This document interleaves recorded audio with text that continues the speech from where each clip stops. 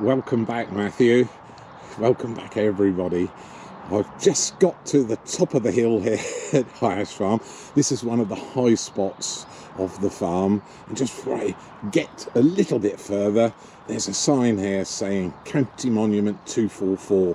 A Romano-Celtic temple lies just west of this point. It was excavated in 1957. A defensive wall enclosed the area of about 15 acres. A road linked it to the main Roman town called Venta. Land around this site is managed to enhance wildlife and protect underground historic artefacts. Skylarks, brownheads, barn and little owls thrive here. Numerous flint axes and arrowheads from Neolithic times, that's 5000 BC, have been found nearby. And there's a picture of some of the axes in my collection. I just love the thought of Neolithic people working these fields with the clay here, with lots of flint in it. Now, here's a red letter day for you. Flying on the other side of this field, 2 red kites. Oh, that's a red letter day, right on the brow of the hill. This big area of former agricultural land is fantastic for them because of the short grass, the pollen and nectar field, which it still is here with all the different soil types, and it's just the perfect habitat for hares and rabbits. And at this time of the year, the first young rabbits have been born, the first leverets are out and about, they're young hares, and that's what those red kites are looking around for. Any casualties in the area, they're really carrion eaters, and they're sitting, both of them, in the top of a very large old oak tree with a few dead branches at the top. 2 very large dots, and we might be lucky as we walk along this little last bit of today's walk a little bit further. This is one of the newly planted hedges. That one's 400 metres long, and you can see springs not far away. I'll just hold the camera up there, and there, close look at catkins. Are they shedding pollen? Yes, they are. Just give those a little flick, and a large cloud of yellow pollen has just blown away from us. Fortunately not onto the camera lens. There we are. There's Rat, being very well behaved this morning.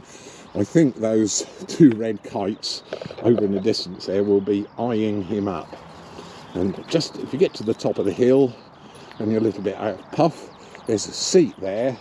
And then this is really sad in a way. This is the largest seat on the farm.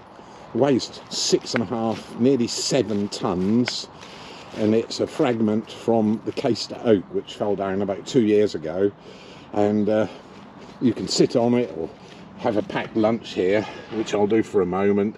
And there's a little sign saying Radley 2012 to 2022, best of all dogs. That's lovely commemoration. But what a seat and what a sight. Look, I stand up, look across the rest of Hyash Farm to the northwest. There's the southern bypass with the traffic. There's Norwich in the distance, right on the horizon. Scan around a bit more, with a bit of luck. Yep, there's the top of Norwich Cathedral, and we're up higher than the top of that at this point. It's a really high spot of the county, very exposed. Skylarks just flitting round in front of us, just a pair, only 50 yards away from us. They're keeping their eyes out, I'm sure, for those 2 red kites sitting over in the distance there. Another lovely oak tree right in the middle, some sheep fencing, a little electric fence warning sign there. If you've got your dog here, just be careful not to touch that. There's a finger with electricity coming out of it, just as a warning. All 3 strands are electrified, and there in the distance we should start to see them as we gain the last bit of height before we start to descend into the next valley, which is where we'll end today's walk and start next week's walk. We've now got to 2 miles, although this bit of the walk is actually a public footpath, and we have linked permissive walking and public footpaths across the farm to make the walking as interesting and as varied as possible. And here the sheep grazing the aftermath of last year's hay crop. Really lovely sight. So heavy boulder clay on the right, perfect for orchids, just wonderful. And I can see perfectly silhouetted now in the other side of the field, must be 400 meters away, two very large, very beautiful red kites. I think when they were named, there wasn't a name for orange, so they were called red kites, although when you see them close up, they're definitely a rusty orange colour. Now where's that perishing dog? Should be on the end of the lead. Hey, come on you, where have you been? Come on. He's catching up. Just let him off the lead for a moment because he wrapped around my legs 3 times. I'm not going to click him again.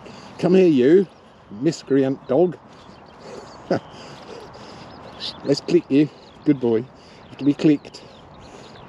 Good boy. Good. Excellent. So this is where we'll finish. We're just going to descend down into the next valley.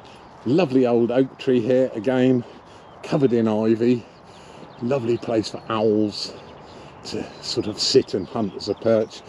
And here's our final seat of the day. You notice there's lots and lots of seats to sit on, so you can sit and have a rest or a packed lunch. Lovely sight. And this was presented by the Tass Valley Society, 1972 to 2019. So you can sit here and look down at a fantastic site, 200 odd very pregnant ewes about to give birth in the next month or so. I think they're Cotswolds this year.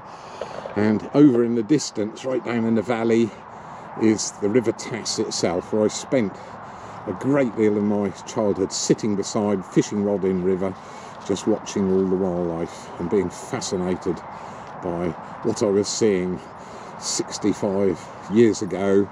I'm 73 now, and I'm just as fascinated and learning just as much. But an amazing sight. I wouldn't have seen these. Those 2 red kites are still sitting there, perched almost vertically on that oak tree. And what a lovely sound to finish with. Skylarks singing. 3 of them just in front of us.